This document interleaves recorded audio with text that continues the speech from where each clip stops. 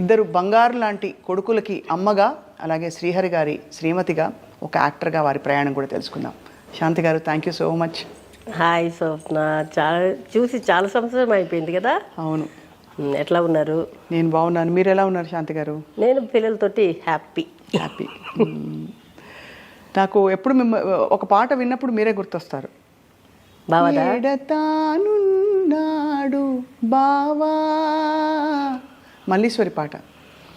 ఆ పాట వినలేదు కానీ బావా ఇప్పుడు నాతోటి ఉంటారు. ఇప్పుడు మీతోటే ఉంటారు. ఎలా ఉంది లైఫ్ మీకు? అంటే ఆఫ్టర్ శ్రీహరి గారు మీకు ఆల్మోస్ట్ మీరు అతుక్కుని ఉండేవారు ఇద్దరు. ఇప్పుడు అతుకునే ఉన్నాము, కానీ మీ అందరికి ఎవరు కనిపించారు, నా పక్కన కనిపిస్తూనే ఉంటారు. మోస్ట్ బ్యూటిఫుల్ మెమరీసే మీకు స్ట్రెంగ్త్ అయితే. అవును, అఫ్ కోర్స్. ఏమంటారు, ఒక 7 years దాకా బాగా డిప్రెషన్కి వెళ్ళిపోయాను.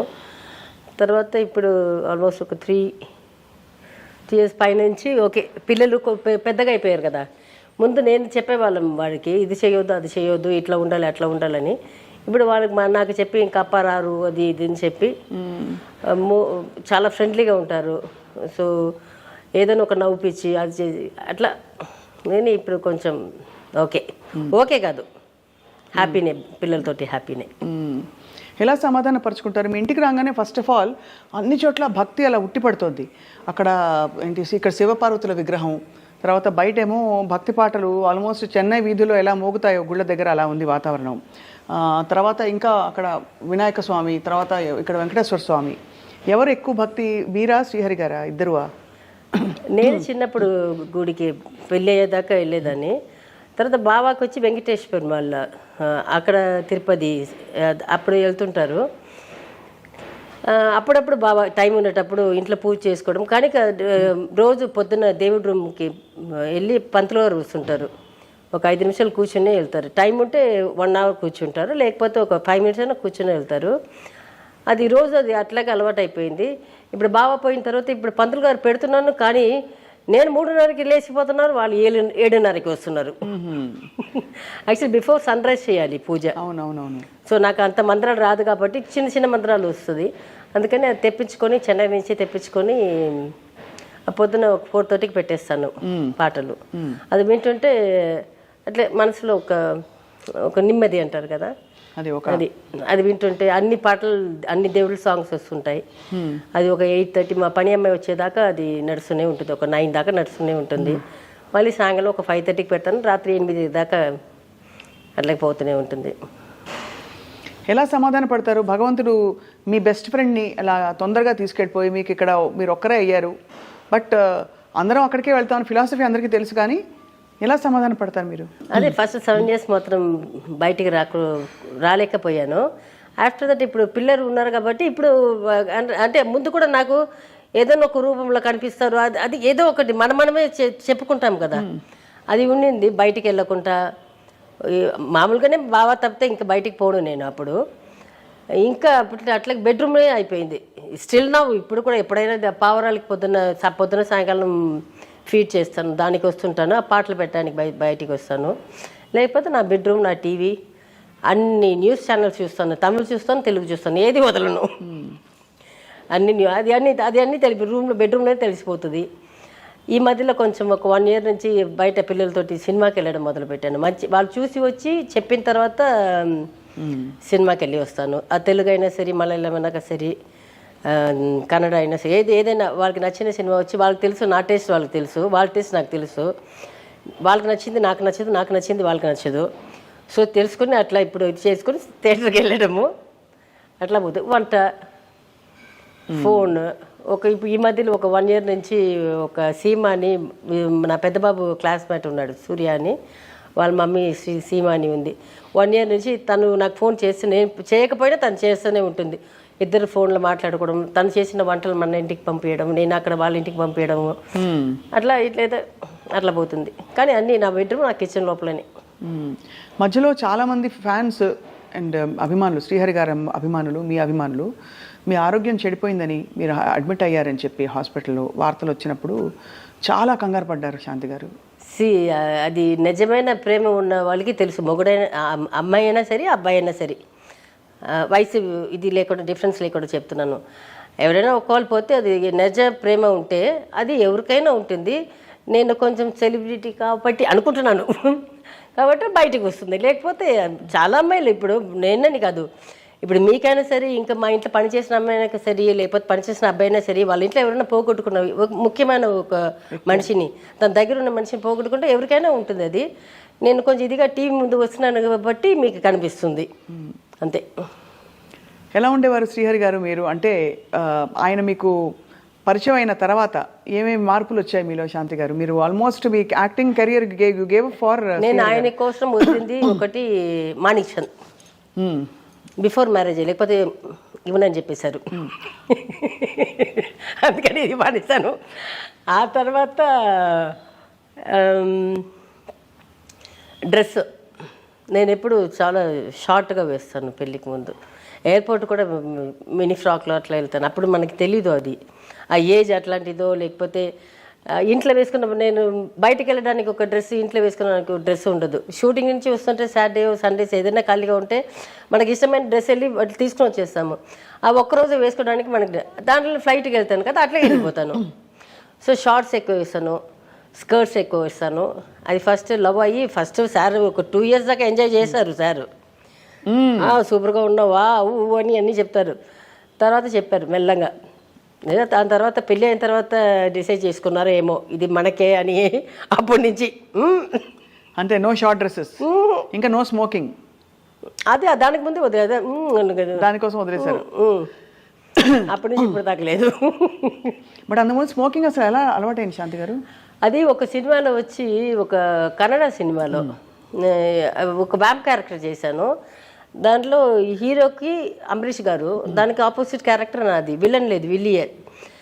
నాకు ఒక 2-3 పాటలు దాంట్లో, హార్స్ రైడింగ్, అందరూ విలన్స్ వెనక అమ్మాయిలు ఉంటారు కదా, నా వెనక బాడీ బిల్డర్స్ ఉంటారు అట్లా పెట్టుకొని, ఇది బ్యాడ్ బాడీ తోటి అట్లా ఉండి, అట్లాంటి క్యారెక్టర్ అది. దాంట్లో నేను చేతిలో గ్లాస్ ఉంటుంది, ఆ గ్లాస్ అంటే కోక్, అది అందరికీ తెలుసు. చేతిలో సిగరెట్ అయితే ఇదైతే డూప్లికేట్, ఇది పోస్తారు ఓకే, ఇది కంపల్సరీ, ఇది ఉంది కదా. ఆయన వచ్చి తీసి కొంతమంది, నేను కూడా ఫస్ట్ ఒప్పుకోలేదు, మళ్ళీ ఫోన్ వదిలేను, అమ్మ మీరు వెళ్ళి మీరే హీరోకి ఆపోజిట్ కదా, అది తీసి ముక్కు నుంచి రావాలన్నాడు. తీసి ముక్కు నుంచి వచ్చింది చూస్తే నేను హాస్పిటల్లో ఉన్నాను. ఆ సినిమా మొత్తం అట్లాంటి అలవాటైంది. అట్లా కదా, అది చూసి ఇంకా పక్క సినిమాలన్నీ ఏదో వ్యాంప్ క్యారెక్టర్ చేస్తే, లేకపోతే కన్నడ సినిమాలు చాలా చూడండి, దాంట్లో ఏదైనా ఒక షార్ట్లో అయినా పెడతారు. ఇప్పుడు తీసి ముక్కులో వదలడం, నోటి నుంచి ఇప్పుడు తీసి ఇట్లా వదలడం. నాకు ఇప్పటికీ అంటే నేను అప్పుడు వదిలేసినప్పుడు కూడా లోపల తీసుకుని, నేను కొంచెం ఇక్కడ దాకా వెళ్తే కూడా దగ్గు వచ్చేస్తుంది. ఊరికే అట్లా తీసుకొని ఇట్లా ముక్కులో వచ్చినప్పుడు వస్తుంది, ఒక 2 షాట్ అట్లా చేయడానికి. అది అంతటితో ఆపేస్తారు. బట్ అది కూడా ఆపేయమని చెప్పారు శ్రీహరి గారు. తర్వాత షార్ట్ డ్రెస్సెస్ మానేస్తే ఏం వేసుకోమన్నారు? పంజాబీ డ్రెస్సా? నాకు పడదు చుడిదార్. నచ్చదా? ఇష్టం లేదు? అస్సలు ఇష్టం ఉంటుంది. ఎందుకంటే వేసుకుంటే వెస్ట్రన్ ఉండాలి, లేదంటే చీర ఉండాలి. చీరనా? అయ్యో చీర ఇంకా అసలు వద్దు నాకు. ప్యాంట్స్ వేసుకుంటాను, అప్పుడంతా జీన్ ప్యాంట్స్ ఉంటుంది కదా, జీన్స్ వేసుకుంటాను, టాప్స్ వేసుకుంటాను. బావా లేనప్పుడు ఇంట్లో ఉంటాను కదా, అప్పుడు షార్ట్స్ వేసుకుని తిరుగుతుంటాను. ఇంట్లో ఉన్నప్పుడు దొంగతనం చేసేదాన్ని. ఎవరు ఇష్టపడ్డారు తొందరగా? ఫస్ట్ మీరా బావా? మీరు ఎలా ఎస్ చెప్పారు? నమ్మకం ఎట్లా కలిగింది మీకు? చాలా మంది ముఖం చూడంగానే నచ్చుతుంది కదా. ఇప్పుడు నేను ఇండస్ట్రీలో అన్ని సినిమాలు చేస్తాను. నేను ఇక్కడ ఎన్టీఆర్ గారి దగ్గర నుంచి అన్ని వరుసలో ఉన్న హీరోస్ అందరితోటి చేశాను. కన్నడలో వచ్చి రాజ్ కుమార్ గారు చేయలేదు, వాళ్ళ సన్స్ నుంచి అందరు హీరోస్ తోటి చేశాను. అక్కడ అందమైన వాళ్ళు ఉండొచ్చు, ఇక్కడ అందమైన వాళ్ళు చాలామంది ఉన్నారు. మలయాళంలో చేశాను, అక్కడ అందమైన హీరోస్ చాలామంది ఉన్నారు. తమిళనాడులో అందమైన వాళ్ళు చాలామంది ఉన్నారు. ఎక్కడ ఎవరు వచ్చినా దాంట్లో ఒక చాలామంది చెప్పారు నాకు, I love you give you చెప్తుంటారు. అది పిచ్చి పిచ్చి మాటలని వస్తుంటుంది, వార్తలు వస్తుంది, చెప్తారు, నవ్వు వస్తుంది నాకు. దాంట్లో మనకు తెలుసు కదా, మన పక్కన నేను ఒక 3 రోజులు చేసుకొని వెళ్ళిపోతాను. మళ్ళీ వాళ్ళతో చాలా సాంగ్స్ చేసి ఉంటాను కదా. నాకేమో చాలా మంది వెంటపడ్డారు, అయితే ప్రపోజ్ చేశారు. చాలా మంది. అప్పుడు మీరు అసలు ఇప్పుడు అలాగే ఉన్నారు అంటే మీ మొహం ఎక్స్ప్రెషన్ మారలేదు కొంచెం, అంటే ఆ మధ్యలో బాగా చిక్కిపోయారు, ఇప్పుడు కొంచెం బెటర్గా ఉన్నారు, చాలా సన్నగా అయిపోయారు. Food chocolates. బాగా అడిగిన విధంలో ఒక నిజాయితీ కనిపించింది. నేను డబ్బుకి వెనకపోలేదు. డబ్బు వెనకపోయి ఉంటే ఇప్పుడు బావ వెళ్ళిన తర్వాత నేను మళ్ళీ నేనే ఒక 10 కంపెనీలు ఎక్కి దిగి ఛాన్సులు ఇవ్వండి అని అది అట్లా వచ్చేది. నేను ఎప్పుడు డబ్బు వెనకపోలేదు. నేను మనిషిని చూశాను, మనిషిగా చూశాను, ఆయన కూడా నిజాయితీ చూశాను. ఆ ప్రేమలో నిజం కనిపించింది. అందుకని అడగంగానే ఒక రోజు టైం అడిగాను, మా అమ్మకి చెప్పాను, నాకు నచ్చింది, అమ్మకి చెప్పాను, ఇదేంటి లవ్ చేసాము. 1 year దొంగ పెళ్లి చేసుకున్నాము, ఒక 3-4 సంవత్సరాలు కాపురం చేశాము, మళ్ళీ 96లో అందరికి తెలిసి పెళ్లి చేసుకున్నాము. ఇండస్ట్రీలో అందరూ ఏమన్నారు అప్పుడు మీరిద్దరు పెళ్లి చేసుకుంటున్నప్పుడు? సౌత్ ఇండస్ట్రీ అంతా మీకు తెలుసు కదా. వచ్చి ఇక్కడ తెలుగు ఇండస్ట్రీలో మాత్రం చాలా మంది పెద్ద పెద్ద హీరోస్ కూడా చెప్పారు, వాడు మంచివాడు కాదు, వాడు వచ్చి రౌడీ, అది చేశాను. అట్లాగే ఆయన్ని కూడా కొన్ని హీరోస్ వచ్చి చెప్పారంట, అమ్మాయి వచ్చి ఇట్లాంటి సాంగ్లు చేస్తుంది, వాళ్ళు వచ్చి సినిమా వాళ్ళు వచ్చి ఏమార్ చేస్తారు, దాని వెనక వెళ్ళవద్దని ఆయనకి చెప్పారంట. అయినా ఇది పట్టించుకోలేదు, నేనే పట్టించుకోలేదు. ఇద్దరు ఒక్కొక్క వాళ్ళని, అది ఉన్న నిజమైన ప్రేమ. నాకు నమ్మకం. నేను బాబాకు ఒకటే చెప్పాను, నాకు ఒక మంచి ఒక బెడ్రూమ్, మన ఇద్దరికి ఒక బెడ్రూమ్, ఇది ఒక కిచెన్, 3 పూట అన్నం పెట్టు, ఒక కాటన్ బట్టలు పెట్టు, చిరగకుంటే నాకు ఇంకా ఒక 4 బట్టలు ఉంటే సరిపోతా ఒక 6 నెలలకి, అది పెట్టు చాలు నాకు. అప్పటికి శ్రీహరి గారు బాగా స్టారా? లేదా అప్కమింగ్ స్టార్. తర్వాత మీ మంచి ఇప్పుడు ఈ 3 yearsలో వదులుకున్న సినిమాలన్నీ ఇప్పుడు టీవీలో వేస్తున్నారు కదా, 1 month వేసేస్తున్నారు, అవన్నీ కూర్చొని చూస్తున్నాను. ఇప్పుడు చాలా మంది విలన్, హీరో కంటే విలన్సే అందంగా ఉన్నారు ఇప్పుడు. అవును కదా. నేను అనుకున్నాను, బావా నేను మాత్రం ఇప్పుడు పుట్టి సేమ్ విలనే పెళ్లి చేసుకుని ఉంటాను బావా అనుకుంటా. అంతేగాని శ్రీహరి గారు అన్ని షేడ్స్ చేశారు కదా క్యారెక్టర్స్. చేశారు కాదు, నేను బావా ఆయన క్యారెక్టర్ చూసే ప్రేమించాను. తర్వాత ఆయన అందంలో ఎక్కడ తగ్గించారు? మీకు ఉన్న హీరోస్లో తీసుకుంటే నా ఆయననే అందం, నేను అది చెప్తాను. అవునవును, చాలా ఆయనకి ఒక కంట్లో ఒక ఇది ఉండదు, ముక్కులో షార్ప్గా ఉంటుంది, లిప్స్లో కానీ ఎక్కడ ఒక ఫేస్ తీసుకుంటే ఎక్కడ లేదు. ఇంకా బాడీ పర్ఫెక్ట్ బాడీ, ఆ బాడీ ఎవరికి లేదు. అప్పుడు వచ్చినప్పుడు బాబాకు మాత్రమే ఉండింది. సో నాకేంటి అందమైన మొగుడు దొరికాడు, అంతే. Happy, very happy. యాస్. ఇంకా మీ మోస్ట్ బ్యూటిఫుల్ మెమరీ ఏంటి శాంతి గారు మీ అంత సుదీర్ఘ ప్రయాణంలో? ఫస్ట్ అదే తాళి కట్టింది, అది ఎప్పుడు మర్చిపోయాను నేను. తర్వాత అన్నీ ఇదే, మేము చాలా ప్రేమగా ఉంటాము, గొడవ చేసుకుంటారా?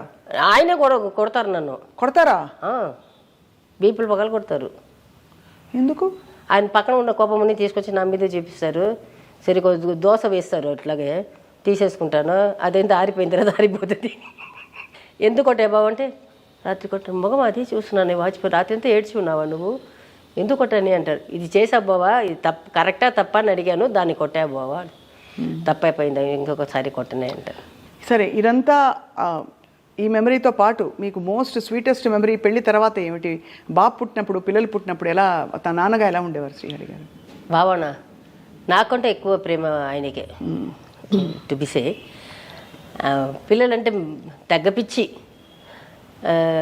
బాబా అప్పుడంతా పెద్ద బాబు పుట్టినప్పుడు కొంచెం బిజీ అయ్యారు, కొంచెం పక్కన కొంచెం మెయిన్ క్యారెక్టర్కి వచ్చారు, విలన్ దీనికి వస్తున్నారు, మెయిన్ విలన్గా చేయడం మొదలుపెట్టారు. సో కొంచెం రెమ్యునరేషన్ కొంచెం ఎక్కువ వస్తుంది కదా, అది తీసుకొచ్చి నాకు ఇస్తారు కదా, ఒక 20,000 50,000 తీసుకుని అట్లాగే బట్టలు తీసుకొని వచ్చి ఇచ్చేసాను.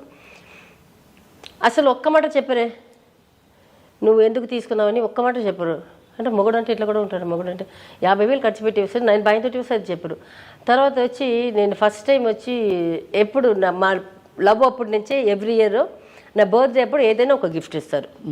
అది 1 గ్రామ్ ఉండే, 2 గ్రామ్ ఉండి, ఒక డ్రెస్, చీర మాత్రం నేను ఒకసారి తీసుకొచ్చాను ఫస్ట్ బర్త్డే అప్పుడు జన్మలో చీర తీసుకురాకు అని చెప్పేసారు. నేను చెప్పాను, దయచేసి బావా నువ్వు చీర మాత్రం కొనుక్కోవచ్చు, తీసుకుని వచ్చి బావా. అది ఎంత చండాలంగా ఉండిందంటే అంత చండాలంగా ఉండింది. ఏం చేశారు? ఆ చీర ఉందా? ఇచ్చేసారు అప్పుడే? నేను తీసుకొని కుట్టేశారా? నేను ఆ చీర కట్టుకుంటే అయినా పర్వాలేదు, నేను చెప్పాను వద్దు.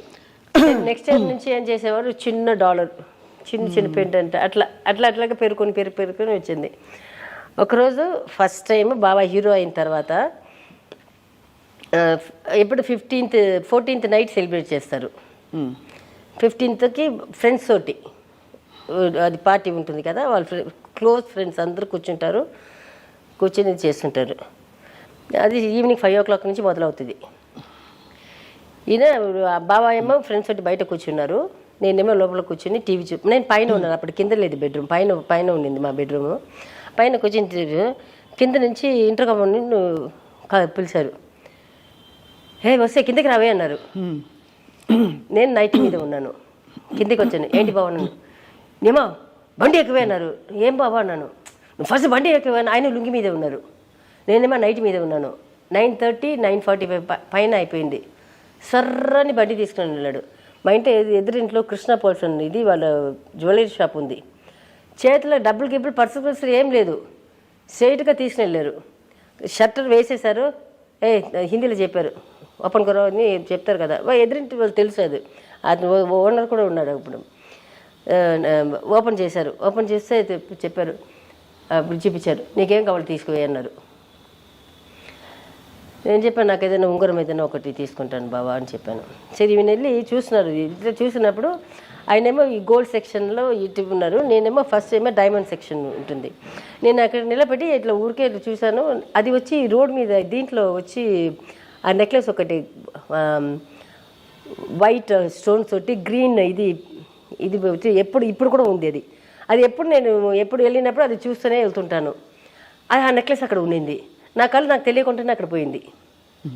ఈయనేమో నాకు చూస్తున్నారు. నేనేమనుకున్నాను, 1 lakh అట్లా ఏదైనా కొనేసి ఎక్కువ ఖర్చు పెట్టించేద్దని కాదు, ఒక 1 lakh కూడా కాదు. మాకైతే ఏదైనా ఒక ఉంగరము లేకపోతే నాకు ముందే చెప్తారు, ఒక 10,000 ఏదైనా కొనుక్కు, నీ ఇష్టం ఏదైనా కొనుక్కువే అంటారు. నేను వెళ్ళి ఒక 10,000 నాకు ఒక డ్రెస్, ఒక 4 డ్రెస్ వచ్చి, నేను ఎక్కువ ఖర్చు పెట్టి బట్టలు తీసుకోను, నేను రోజు అదే వాడుతుంటాను. సో వెళ్ళి ఏదో ఉంగరం కానీ ఏదో చిన్నది ఏదైనా తీసుకుంటాను బాబా అని చెప్పి ఆయన ఇట్లా చూస్తుంటే ఆయన తిరిగి నన్ను చూసినట్టు ఉన్నారు. నా కళ్ళు ఏమో దాని మీద ఉంది, అది రోడ్లో చూసినది దాని మీద ఉంది. బాగుంది, చూపుంది బాబా అన్నాను. అది ప్యాక్ చేయరా నేను. ఎంత అన్నాడు. ఇంతమంది చెప్పారు. బాబా ఇంత కావాలా బాబా అన్నాను. నడుసుకో అన్నారు. అది చూసారా, ఆయన పక్కన ఒకటి నచ్చింది, నేను అది చూసాను, అది బాగానే ఉండింది. ఇది కూడా తీసుకుపోయి అన్నారు. వద్దు బావ, ఇప్పుడు వద్దు బావ, ఎందుకు బావ అన్నాను. దోనో ప్యాకరో గాడి మీరకో అన్నారు. 2 ప్యాక్ చేసి వచ్చేసాము. అది నేను ఏదొచ్చినా ఉధృతితో వస్తుంది, చూపట్లేదు. లేదు ఆయనకి నేనంటే పిచ్చి ప్రేమ. నాకు ఒంట్లో బాగాలేకపోతే కూడా ఆయనకి చెప్పను, ఎంత ఫీవర్ ఉన్నా సరే, ఎంత బాడీ పెయిన్ వచ్చినా సరే, అసలు ఏమీ చెప్పను ఆయనకి. బాబా నాకు ఒంట్లో బాగాలేదు ఎప్పుడు ఏ రోజు చెప్పలేదు ఆయనకి, చెప్పను.